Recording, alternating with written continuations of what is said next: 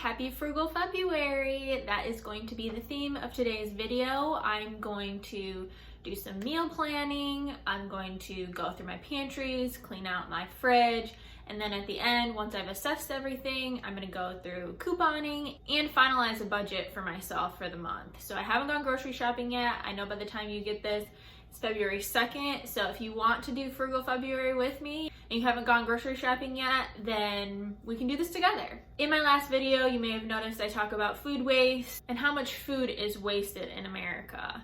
I don't know about other countries, but we waste about 40% of our food. I looked it up to see what the average couple household spends on groceries in a month, and it said it was $625, which to me seems like a lot, but I guess it kind of depends on where you live in the US. We probably spend around $300 in a month.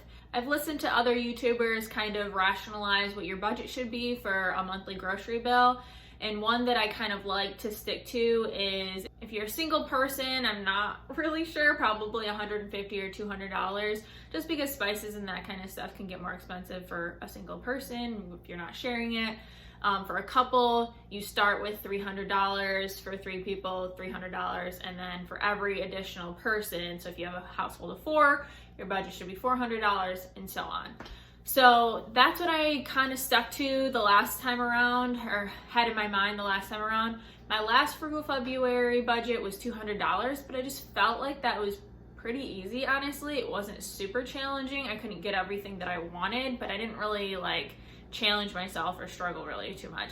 And when I say struggle, I don't want to be eating peanut butter and jelly for a week, and neither does my husband for sure. So I definitely want to keep my budget under $200, but once I go through all my pantries and my fridge and freezer, which I'll show you now, then we'll decide on a budget afterwards. So let's go.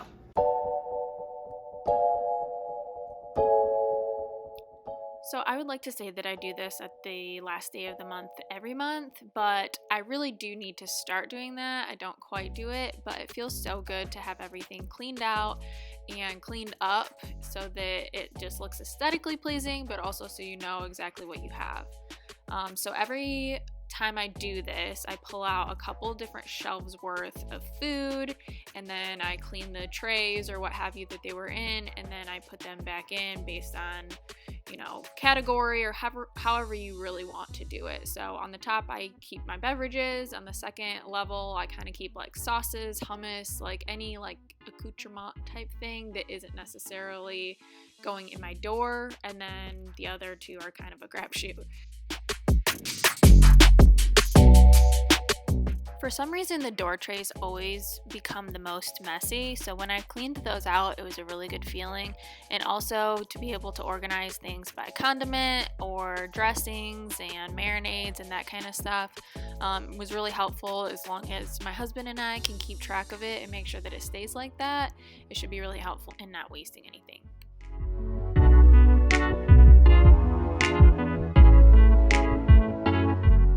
So this is the final product. This may not be as realistic to do as often if you have a bigger household, but it does feel really good to get it all cleared out. It took me about an hour to do, and there was definitely some waste, as you can see here. I had about 5 or 6 things that went to waste, but hopefully this upcoming month I won't have to worry about that.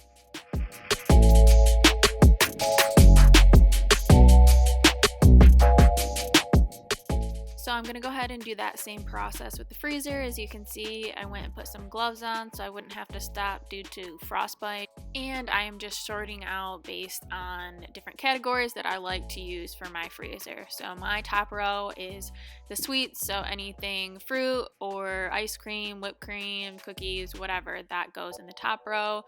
The second row I usually save for mock meats or proteins so that those are quick to grab, especially if they're air fryer night meals, and then everything else is kind of miscellaneous or other vegetables.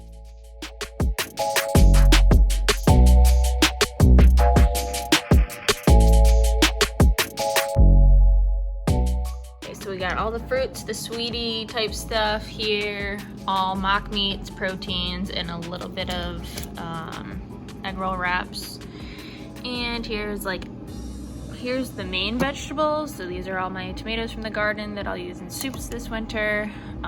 Some cauliflower, some ready-to-go vegetables. Here's some overflow vegetables as well as some pie tins.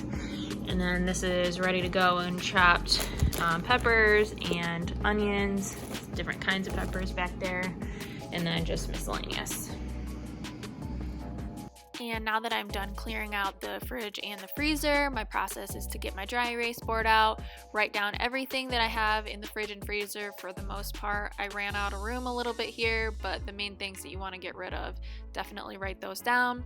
And then I'm have 3 different pantry areas, so I'm going to each of those and writing down exactly what's in those, which again, I ran out of a little bit of room, but also just trying to use up what we have most of.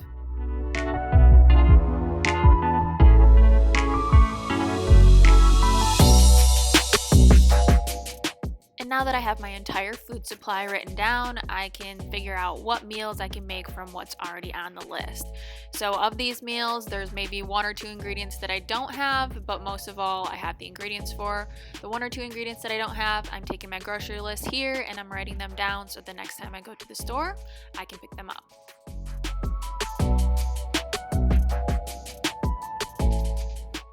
Our work is not done yet, so the final process of this is to pull up all my coupon apps and go through to see what already might fit in my meals, but also if there's a really hot deal, then I can put my meals based around it. So the first app I'm pulling up here is Checkout 51. It has a limited amount of items and they update every Thursday, so if you're not going shopping this week, then don't bother with this one, just wait until the next time around. The next app that you see here is Ibotta. This has so many items. It sometimes takes me 30 to 45 minutes to get through everything so I don't miss any of it. But I pull up Walmart first because it's the store that has the most offers, and then that way if anything else overlaps into another store, I'll already have clicked it off and put it on my list.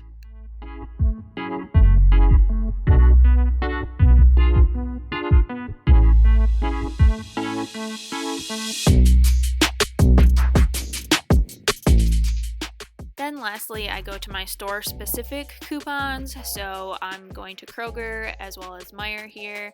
So if there's any additional not manufactured coupons, but store specific coupons, then I can click them off here and make sure that I'm doubling up as much as I can.